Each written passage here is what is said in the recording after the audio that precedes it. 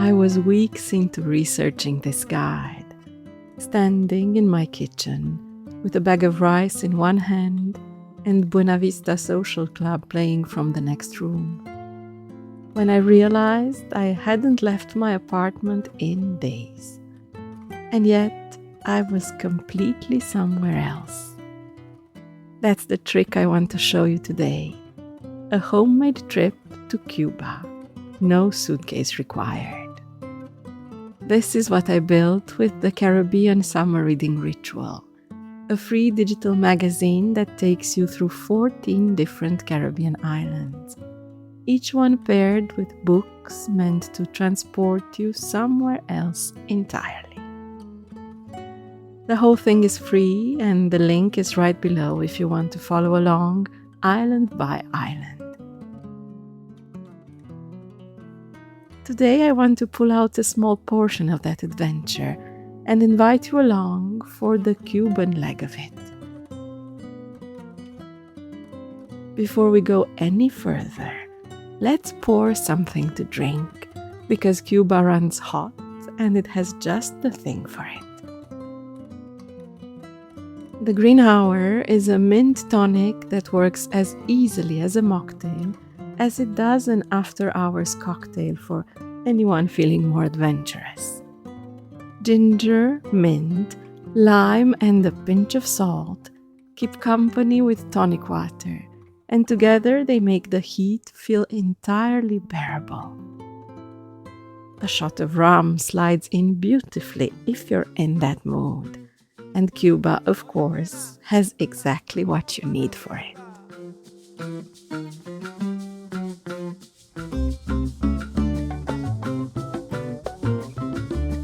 I started my Cuban literary adventure with a bestseller. For years I'd watched everyone around me reading this particular historical novel, and this felt like the moment for it. Chanel Cleeton's Next Year in Havana. Cleeton takes us between two Havanas separated by 60 years. In 1958, 19-year-old Elisa Perez, daughter of a Cuban sugar baron, falls for Pablo, a young revolutionary fighting to bring down Batista, just as their worlds begin to come apart.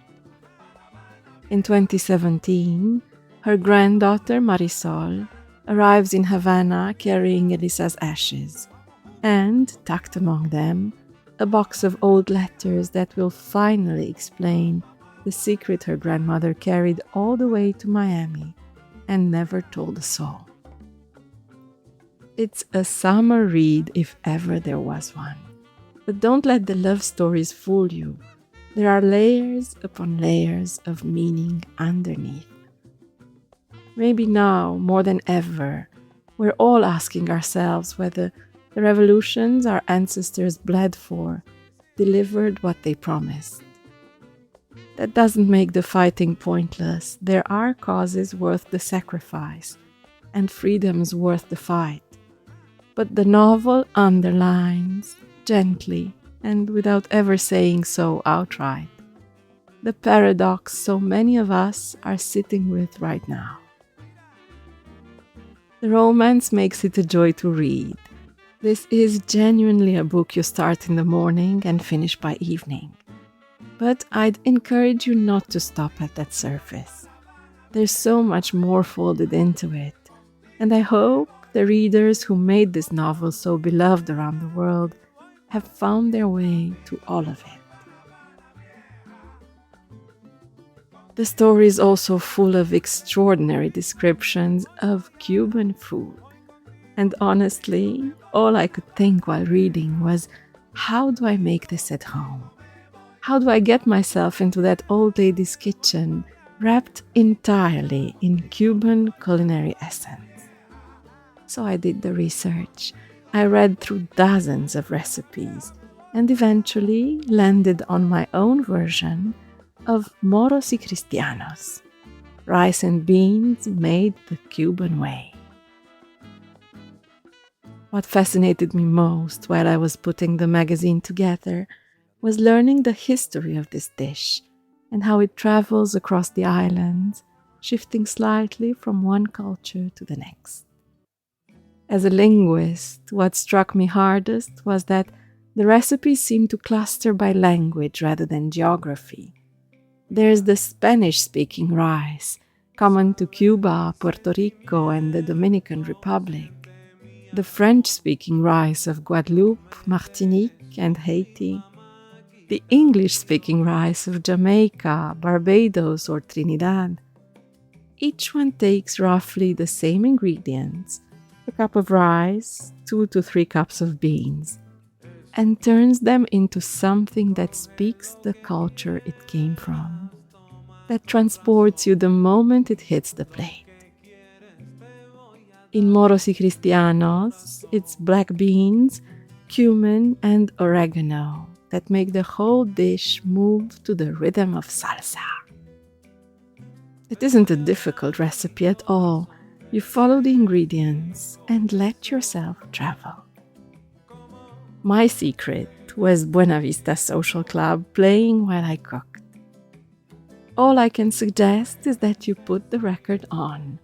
Gather a small onion, a few cloves of garlic, some rice and beans, and let yourself land quite suddenly in a Cuban kitchen overlooking the sea. The full recipe is in the magazine. Te necesito y siempre te voy a amar. Siempre te voy a amar, díselo.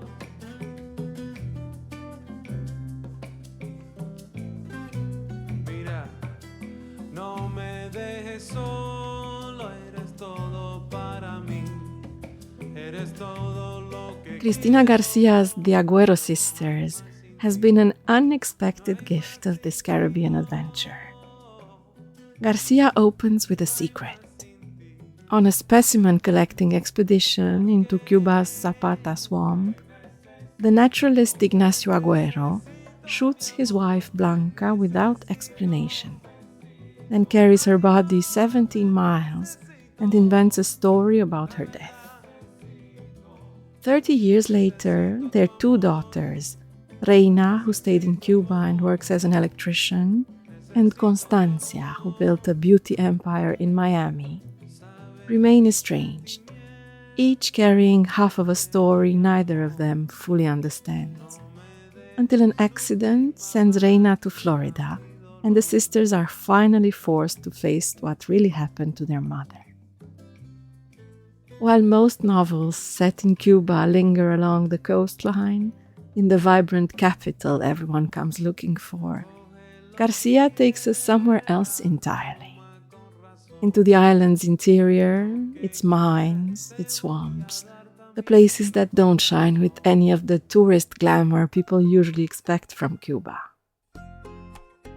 She builds a world so alive, so fully present, that you find yourself turning page after page just to see where exactly she plans on taking you next. The writing itself is exquisite, and honestly, that might be the main reason I recommend it. There is a certain drama running through this plot that makes me want to pair the Agüero Sisters with Omara Portuondo's voice. I had the great luck of hearing her live in Paris a few years ago. She was already what you would call an old lady, and yet on stage she was anything but. Her voice was young, her eyes still sparkling with the pure pleasure of doing what she'd loved for a lifetime. Whether through her collaborations with Buena Vista Social Club or her own boleros and traditional Cuban songs, Omara Portuondo remains one of the great musical gifts of our time.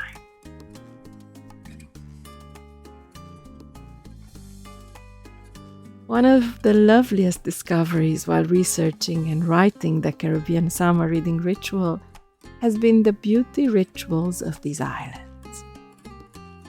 One of the products I designed for it is a botanical mist inspired by the tropical gardens found in Cuban homes. Orange blossom water, a touch of basil, and a few drops of mint, for something refreshing and soothing that instantly transports you to a Caribbean spa for the afternoon. 4 more recipes for a complete beauty ritual are waiting for you in the magazine.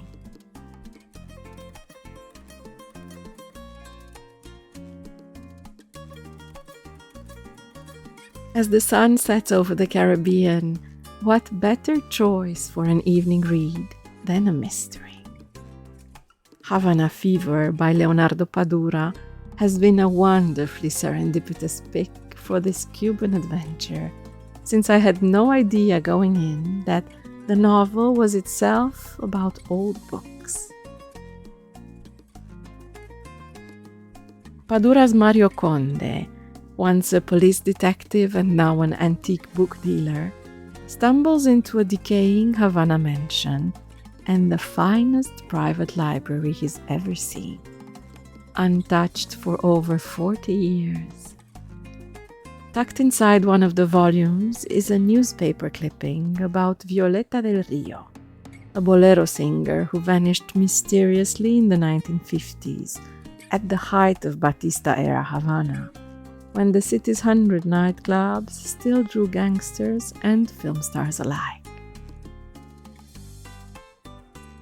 A murder follows, and Conde finds himself pulled between the Havana of dollars and hustlers he now lives in, and the glittering, dangerous Havana of 40 years earlier, chasing a woman who disappeared long before he ever picked up the case. There's something perfectly synchronized about a summer read that happens to be a mystery. Funnily enough, I was reading this during an early heatwave in Paris this past May, and strange things kept happening around me. Imagine your doorbell ringing at 3 in the morning with no one on the other side. This novel surprised me in more ways than one, and it's a Cuban recommendation I'd suggest to anyone looking for the perfect summer read. I haven't even told you about the Cuban coffee I chose for this leg of the journey, or the novel I paired with it. For that, and for the rest of the 14 islands, head over to the Ritual of Reading and download the free magazine. Thank you for joining me for this Cuban-inspired day. It's just one of the destinations tucked inside the summer reading ritual, and I hope you'll discover the rest of it, enjoy it, and pass it along to any kindred spirits who might need nothing more than an imaginary trip to somewhere far away. Until next time, enjoy your reading and your rituals.